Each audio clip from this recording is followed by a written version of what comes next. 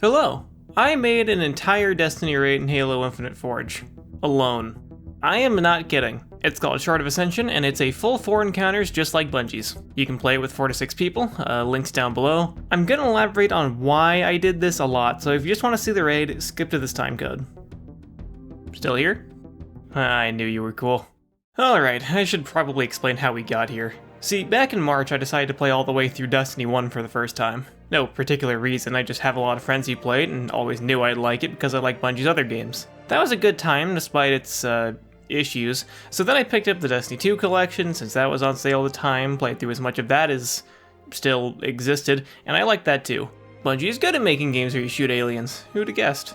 I was in by this point, so naturally that friend group started bringing me along for raids. For the unacquainted, a raid, as far as Destiny is concerned, is a special in-game activity for 6 people, basically an extremely long, difficult, and complicated co-op mission. Raids are composed of a series of encounters, usually 4, that each have their own complicated mechanics to work out and execute as a team while also dealing with hordes of enemies. They're kinda like doing an escape room while the staff throws knives at you and the building is on fire. You fight a big boss at the end, everybody's showered in loot, it's a good time all around. Best part of the game by far. Problem is, I have brain worms. I'm into level design, and I especially like doing level design for Halo games. I was the first person to do an original campaign mission in Halo Infinite Forge even, so I was immediately infatuated with Destiny's raids from a design standpoint, and given their shared lineage, my thoughts naturally drifted to Halo. What might a Halo raid look like? It was an interesting question, and I turned it over in my head for long enough that I needed to dredge it out somehow, so I wrote up a little design doc for one. It was purely hypothetical, of course. Developing a raid on your own is an obviously preposterous idea. Bungie has a whole team dedicated solely to these kinds of things, and even then, they only put out a couple a year at most. Not to mention testing. I mean, if you're making content for specifically 6 coordinated people, then you need to get 6 people together every time you want to test it properly. And raids need a lot of QA. Nobody in their right mind would attempt something like that. But then I'd lie awake at night, staring at the ceiling, thinking about it, how it'd look, how it'd play, how cool it would be. Oh no. Yeah, the voice is one, and now this exists. Took half a year to make. Massive pain, frankly. I developed everything myself, but dragging the old Xbox One out of its grave to run a second client can only go so far, so I gotta give thanks to my Destiny group, who I drafted for the testing side of things. This project was only possible thanks to them, though, from a certain point of view, it was also their fault.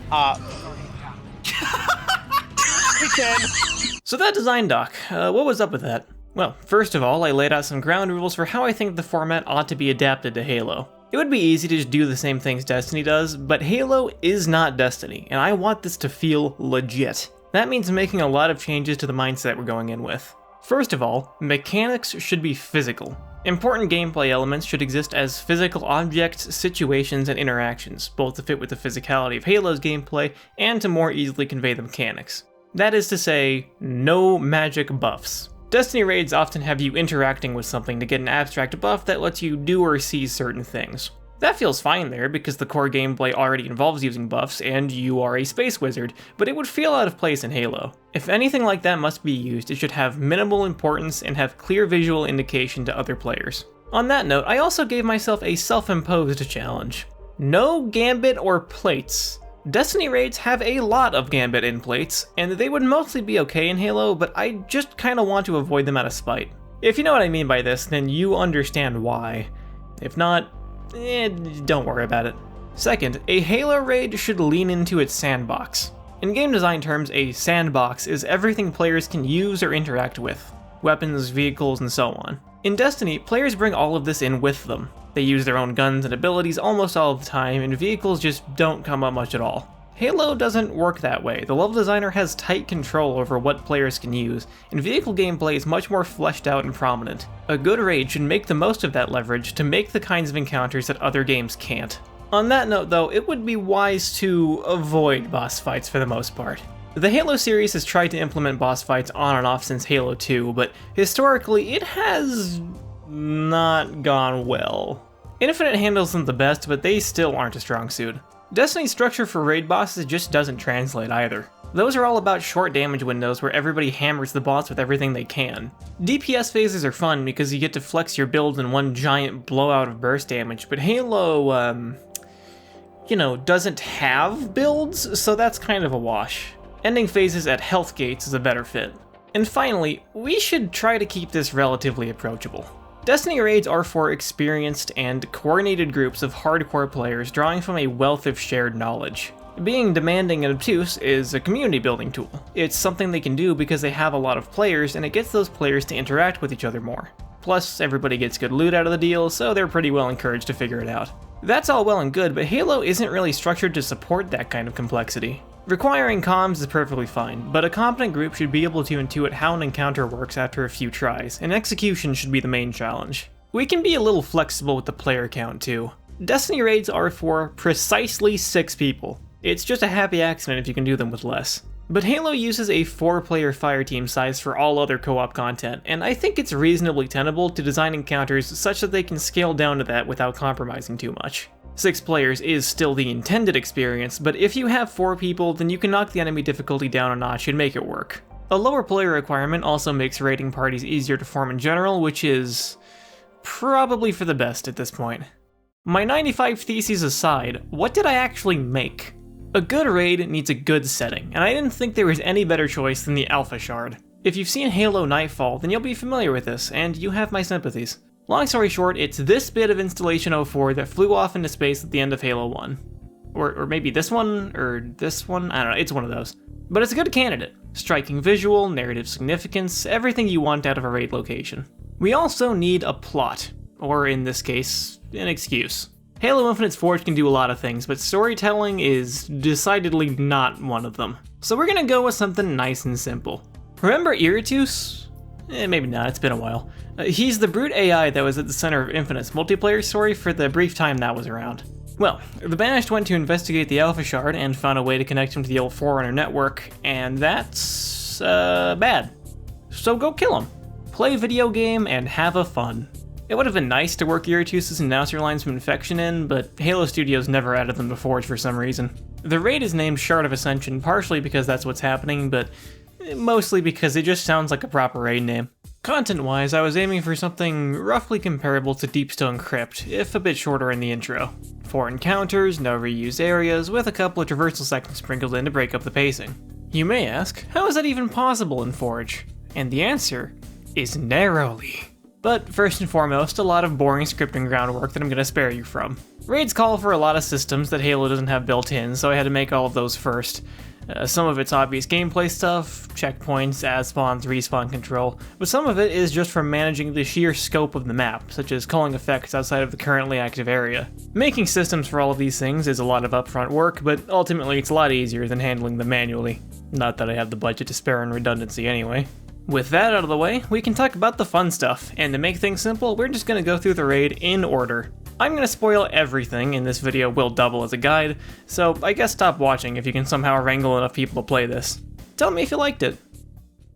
The raid begins at the bottom of the ring, where the team does a bit of low-gravity platforming to get launched through a hull breach. The raid is set on the corner of the shard for a few reasons. Setting it near the breakpoint lets me lean into the Forerunner Hex look that Infinite's assets accommodate the best, while emphasizing the interesting aspect of the setting, and focusing on the area around the edge lets me get away with some neat visual tricks that I couldn't have otherwise. Most of all, it makes the raid seem larger and more concrete as a space. Starting beneath the shard lets you get a full view of the sun below, grounding you in its surroundings and making the journey through it feel more significant. Physicality, remember? Once you're inside the ring, you fight some initial groups of enemies as you work your way up to the first encounter. So, the generators. This is the simplest of the raid's encounters to ease players in, but it still requires a decent amount of coordination. The goal is simple. Disable an energy gate blocking the rim's exit. The gate is connected to 3 generators around the arena, all of which must be destroyed to proceed. Normal weapons won't get the job done though, you need something bigger. After a bit of ad clear, 2 hunters will spawn. Once those are dead, a chieftain will appear near the exit, and when the chieftain dies, he drops a ball. This is the targeting beacon. When it's picked up, a reticle will appear in the air and begin tracking towards the ball. If the 2 meet, a lock is acquired, and a giant laser will strike the beacon, annihilating it and everything nearby. Try not to be holding it when that happens. The good news is that the laser is powerful enough to destroy the generators. The bad news is that the reticle is faster than you are, so the team has to play a bit of hot potato. 3 or 4 people need to form a chain from the beacon spawn to the generator they're targeting, so that when the ball is picked up, they can pass it between each other and beat the reticle. How exactly you want to arrange everybody is up to you. If you screw up and the beacon is destroyed without hitting a generator, another chieftain will immediately spawn. Otherwise, the whole song and dance restarts from the beginning. Of course, there are also plenty of enemies to deal with. At first it's not so rough, but once the first generator has been destroyed, more spawners will activate to spice things up. When the second is down, you get a special delivery: Infected Spartans. I set up a system that lets me handle the multiplayer bots like campaign AI, and they crop up from time to time throughout the raid. Most notably in the last encounter, but, well, you'll see. Once all 3 generators are toast and the doors open, you're free to continue towards second encounter. Okay, this is where things get interesting. This is the strangest encounter of the raid and was probably the most fun to make. Everybody needs to get across this giant chasm, but there's no bridge. The start room has a couple of teleporters, each leading to a control room overlooking the gap. These rooms contain several buttons that build a bridge across the chasm. Both contain buttons to add forward pieces and reset the bridge, but only the left side can make left turns and only the right side can make right turns. Only 3 pieces can be active at a time, and any more will decay away, so 2 players have to work together to make the bridge while it is being crossed. Once a group crosses, they are marked, which allows them to travel between the exit room and the control rooms using teleporters on that side. I know this kind of violates the no magic buffs rule, but it's pretty straightforward and it's a lot nicer than the alternative. To complicate things further, the exit is defended by skimmers randomly spread throughout the maze, and the last bridge is disabled until all of them are dead. The number of them increases each crossing, and they have HUD markers for players operating the bridge controls. On top of that, ads constantly spawn to the control rooms and push towards the operator, so they're under threat as well. Also, Iratus is trying to infect you, so you're on the clock. Good luck. It's a lot to take in. The encounter doesn't actually begin until someone starts crossing, so you have some time to experiment and strategize. Here's the intended approach for 6 people. Split the fire team into groups of 2. We'll say they're Group A, Group B, and Group C. Groups A and B head into each of the control rooms while C mounts up on a warthog. In the control rooms, one player operates the controls while the other defends them. For simplicity, have the operators agree on which one of them is leading to avoid confusion. Be sure to tell the crossing players where to look for skimmers. They can't see those nav markers, so they could use the help. Once they're across, have Group C switch places with Groups A or B. Let's just say A in this case. So now Groups B and C are in the control rooms while A is crossing. When Group A is clear, have them swap out with Group B. Eventually everybody will be marked, so both groups left in the control rooms can simply leave through the teleporters and meet at the exit, finishing the encounter. So, as you can tell, this one gets pretty frantic. There's a lot happening all the time, and everybody needs to play their part. And that's why I like it! My favorite raid encounters are ones where you're jumping around roles and always have a job to do, and I think this one really gets that feeling down. It's also very Halo feeling. Looping in the classic Warthog Driver-Gunner combo and focusing on an obviously physical problem gives it a very distinct vibe compared to Destiny's encounters. But at this point the team needs a bit of a detox, so it's time to slow down and take it easy. Who likes platforming? Everybody gets unlimited repulsors for a laid-back traversal section, where the team works through an underground ravine. The stakes are low, undercover is playing, it's just a chill vibe. This was mainly inspired by King's Fall, where there's a similar journey before the final encounters, though in this case you're doing the launching.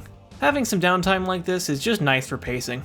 At the end, everybody gathers in a comically slow friendship elevator. I was gonna make this quick, but it's just funnier this way. It should come as no surprise to any level designers in the audience that this elevator is, in fact, not real and just teleports you to an identical one somewhere else. But it feels real, and that's what matters. The elevator spits you out in a cave on the surface. It's time to assault the tower. You need to get this power seed from the starting cave to the top floor of the base, which is way over there. And it's not a simple trip. First of all, you need to get to the tower. Sure, you could just get in the hog and drive, but well, here's the flaw. The laser system is back, and this time it wants you dead. Instead of targeting a beacon, the laser will simply go after anybody caught outside, and you are not outrunning it. But you do have a trick up your sleeve. This mongoose, which has a masking field around it. Stick with the goose, and you'll make it. You can save yourself up until the moment the laser fires, so even if it has a lock on you, you're not completely doomed. This section may not be long, but you know I had to sneak some kind of warthog run in here. And if this is reminding you of Queen's Walk from Last Wish, yeah. Of course, you can't just waltz right up the tower either. Besides the huge number of enemies, each area of the tower is blocked off by energy gates. These are powered by giant fusion coils on the buildings around it. Blow up the right coil, and the gate will stay down until it recovers. Problem is, blowing up the wrong coil will disable the field around the mongoose and most likely doom everybody outside, and which coil each gate is connected to is randomized every attempt. You can tell which need to be destroyed by symbols on the terminals along the way up. That's the Covenant numbering system, in case you were curious. Makes it easy to refer to them by name. Here's a map of the symbols on the outside if you need it. Phantoms drop enemy vehicles outside over time, and Iratus is trying to infect you again, so you'd better get a move on. This is another encounter with a lot of moving parts, but it's not so hard once you get the hang of it. You can theoretically get by with only one person outside, but they're gonna want some backup, so I suggest splitting the fire team evenly between inside players and outside players. The inside group can pile into the Razorback with the Power Seed, while one of the outside players drives a Mongoose and the rest hop on the Warthog. Split up once you reach the tower, and do your best. The last gate is powered by 2 fusion coils, and they respawn in 30 seconds, so be ready to race between them. You're good to go once the seed is planted on the top floor. Get everybody up to the teleporter and prepare for the grand finale. Fourth encounter, the big boss fight. This one is a whole can of worms. So, Iratus. He's taken up residence in a Sentinel combat frame. You may think, hey, isn't that just Adjutant Resolution from the campaign? Of course not, that's Iratus. Says right there, totally different guy. Please ignore everything he ever says. Okay, in all seriousness, I kinda had to make do on this one. Making a new enemy from scratch was never going to be viable, so I had to repurpose a boss from the campaign. Adjutant Resolution was the only real option on that front, and unfortunately, working with him is just the worst. He kind of works on different rules from the other AI. Different, much worse rules. For example, he's the only AI that can function properly while airborne. Great, that means I can handle all of his movement through scripting. Except small problem, he spontaneously explodes after a while. Turns out this is because he cannot go without his security nav mesh for approximately 2 minutes. Works perfectly fine up until then, but then he just dies. Cool, that's fine. I can just give him a dummy one to float on. Only it took me a few hours to figure that one out. Except, second problem, now he just fires his laser at world origin forever, and because he's invincible while doing that, he also cannot be killed. Splendid!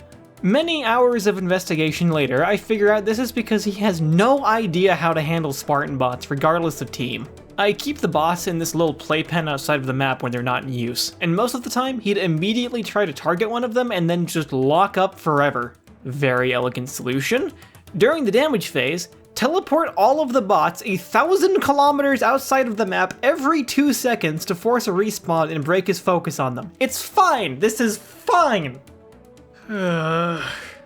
But, setting technical problems aside, he does work well for this. As far as what this is, oh boy.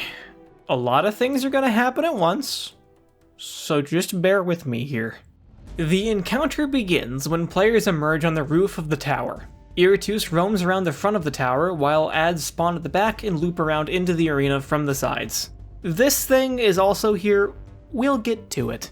Iratus has a fancy shield which makes him invincible, so the mechanics phase is about breaking the shield. A bit after the fight begins, a phantom will drop a chieftain at the front of the arena. Kill him and he'll drop a targeting beacon, just like in first encounter. But if you try and hit Iratus with the laser, he'll just override the firing sequence because nothing can ever be that simple. Gonna have to do something about that. Meanwhile, you have other problems. Early in the encounter, you'll be warned that an ally will be infected. Now is a good time to spread out. Shortly after, one random player will suddenly be replaced with a special infected zombie. The zombie is very slow, but wanders around trying to kill people with his energy sword. It has very high defense and will wipe the team if it's killed, so somebody should distract it if possible. Whoever was infected will find themselves in the spooky dark place. This is, in their mind, or something, don't worry about it. While you're here, you have an infinite ammo bulldog, but will be endlessly assaulted by regular zombies. It's like a match of infection, basically. For the time being, this player just needs to survive. If they die, their revive orb will be dropped back outside, the special zombie representing them will disappear, and another player will be infected in their stead shortly after. The ingredient that ties all of this together is that weird terminal from earlier. While the laser system is attempting to target the beacon, 4 random symbols will appear on this screen. These are the same symbols from third encounter. The cursor in the middle can be moved around the grid using these 2 buttons. The left moves it up, and the right moves it right. The cursor loops around the grid when it reaches the edge, and moving the cursor over a symbol selects it. 3 of these symbols need to be selected, but one is a trap that will kill the operator and reset the minigame. To identify which symbols are safe, the operator needs to work with the infected player. There are 3 screens in the spooky dark place, and each shows a symbol that the operator needs to select. Bear in mind that this all needs to happen between the beacon being picked up and the laser firing at it. The minigame is reset every time the laser comes online and shuts down when it fires. Therefore, the remaining players need to juggle the beacon between themselves to keep the reticle from reaching it. 2 people is just barely enough to do this with a full team, though for this encounter the reticle gets slower the fewer players you have. So essentially, 1 player is infected, 1 player is operating, 2 players are juggling the beacon, and the remaining 2 are focused on ad clear and distracting the infected player's zombie, and all of this is happening simultaneously. That is a lot to keep track of, but it's simpler than it looks once you get the hang of it, especially because you can retry each part as many times as you need to. Once the operator selects all 3 symbols, the minigame locks up and the team acquires manual fire control. The laser is now connected to this button in the arena and will only fire if it is pressed. You should let the reticle lock onto the beacon now. When everybody is ready, somebody throws the beacon at Iratus and the operator presses the fire button as it reaches him. Iratus can't override your manual control, so the laser will work and bring his shield down. That also frees the infected player. The damage phase is much simpler. Point your gun at him and shoot! I recommend targeting the bottom arms first, since those are used for his missile attack, which is easily the scariest thing he has. When you've dealt a third of his health, his shield will go back up and it's time for another mechanics phase. Following phases are mostly the same. More dangerous adds will join in after the first damage phase, but that's about it. When you hit the third and final damage phase, Iratus enters his final stand and the gloves come off. There's no timer, but Iratus has better defense than usual, and he'll randomly target players with a laser. If the warning circle shows up around you, start running! On the bright side, the laser is as fatal to the other enemies as it is to you, and it gives the fight a nice climactic finish. Blow him out of the sky and you've finished the raid. I'm very happy with how Iratus turned out. He was my biggest concern going in. I mean, how on earth do you make a proper raid boss in Forge? But the encounter ended up being the best kind of chaos. The random player infection is a fun and thematically appropriate gimmick, and it forces everybody to take rolls on the spot instead of settling into one. And it all works! You have no idea how long it took me to make it work. There's so much stuff going on and overlapping, and it's a nightmare, and it works! It works! Anyway, that's the raid. Honestly, I'm amazed I actually finished the thing. You probably noticed how the level of detail fell off a cliff around the third encounter, but that's not because I was lazy, it's because making it more detailed was impossible. Like, I cannot understate just how close I cut it. The budget wound up with maybe a couple dozen objects to spare. I'm using almost the entire canvas in every direction, and Forge is very unhappy with me. If I had even 1 iota more ambition than I did, it would have been a train wreck. And needless to say, there is still some level of jank. Try as I might, I ultimately don't have much QA capacity. But in the end, I did it. It's a complete raid, it feels legit, it looks as legit as it could have, and most importantly, it's just really fun to play through. Which gets me thinking again about where raids could sit in the broader Halo franchise if it decided to go down that route. Gameplay-wise, well, you already know what I want. The tricky part is everything around it, and honestly, I'm not sure how that would work. Raids maintain a healthy population because they're fun, sure, but let's be honest here, the loot is pretty important. You gotta have something good to lure people over the initial hump of getting a group together and making that time commitment. The obvious route is an armor set, because Halo fans eat those up. Grant a part of it for each encounter with the helmet at the end, and on replays, just give them currency instead. It'd have to be a lot to make it feel worth pursuing, so I think it'd be fair to limit the really big payouts to your first run of a week or something like that. The other sticking point is development time. Raids take a lot of manpower to make. Trust me, I would know. And even in the best case, they only appeal to a small section of the player base. Estimates vary, but it's probably safe to say that only 10 to 15% of Destiny players have ever cleared a raid. That is difficult to justify for a series that, practically speaking, doesn't really need them. Considering these games have been struggling to meet content demand as it is, all sound reason says that investing in raids makes no sense whatsoever. But even so, I kinda want them. Halo doesn't have anything that provides this kind of dedicated co-op experience, and I think that's leaving a lot on the table. And even though the series forgoes mechanical progression, having special extra difficult content with unique rewards isn't even new to it. Consider the Vidmaster challenges in Halo 3. Several of those were even harder and few people did them, but just having something like that exist with the promise of a unique reward at the end added a lot of texture to the game as a whole. It's something you can want that you have to go out of your way for. There's something special about that these days, and so many cosmetics are just bought with real money. That's all I've got, but in the event anybody from Bungie or Halo Studios or really anywhere happens to be watching this, I'm looking for a job. I do level design, programming, made this thing. Entry-level hiring ain't doing so hot right now, so just put a good word in, maybe? For the rest of you, links are in the description, including a full playthrough. Give it a try, let me know what you think, have fun. I'm gonna go work on my actual game now. But first, credits Q&A! Only got one question this time. Have you tried out Bungie's marathon games? I sure have. I like them a lot, especially narratively. If you want a fun and terrible way to replay Marathon 1, try running it in co-op with as many people as you can. It's really easy to do with the LF1 port, and it's hilarious. That campaign isn't designed for more than one person at all, so you keep fighting over weapons and team killing each other because the hallways are super claustrophobic. By the end, it just turns into like a Stalingrad situation where someone's always following you to take your guns the second you die. I highly recommend it.